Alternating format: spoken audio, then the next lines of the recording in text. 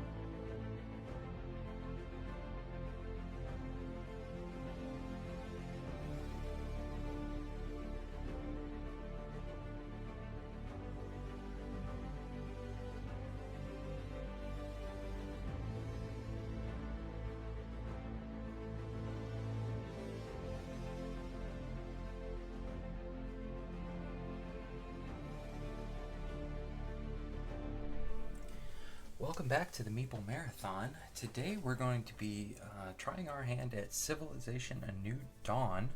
This is a civilization building game by Fantasy Flight, in which they have taken the ever popular video game and PC game Sid Meier's Civilization, and turned it into a board game. I actually believe this is the second or third edition of Civilization for them, so definitely have made some tweaks over the years.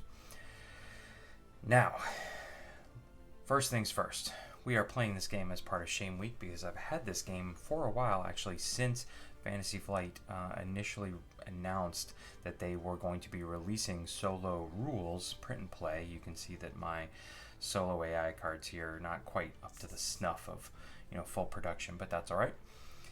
And as soon as it was announced, I went out and found a copy of Civilization: A New Dawn because I'd always been interested in the game. I really wanted a civilization building game in my collection. I thought this one would be a good middle ground, not too easy, not too difficult.